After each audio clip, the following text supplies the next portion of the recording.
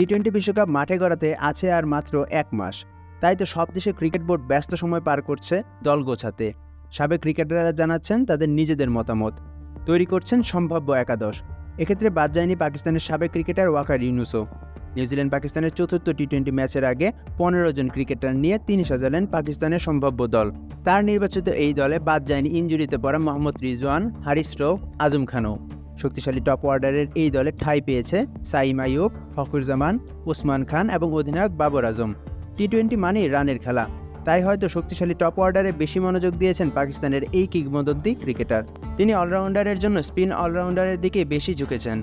সেখানে জায়গা মিলেছে শাদাব খান, ইফতেখার আহমেদ এবং ইমাদ ওয়াসিমের মতো ফর্মে থাকা অলরাউন্ডারদের। কবজির মোচড়ে বল করার জন্য রেখেছেন আবরার আহমেদ এবং ওসামা মিরকে। তাদের এক এক ঘূর্ণিতে যেন কাবু হয়ে যায় প্রতিপক্ষের ব্যাটাররা। আবার পেস বোলিংয়ের ক্ষেত্রে তিনি গতির পাশাপাশি অভিজ্ঞতাকেও প্রাধান্য দিয়েছেন। সেখানে তিনি রেখেছেন শাহিন শাহ আফ্রিদি, নাসিম শাহ, হারিস রৌফ এবং সদ্য অবসর থেকে ফিরে আসা অভিজ্ঞ মোহাম্মদ আমিরকেও।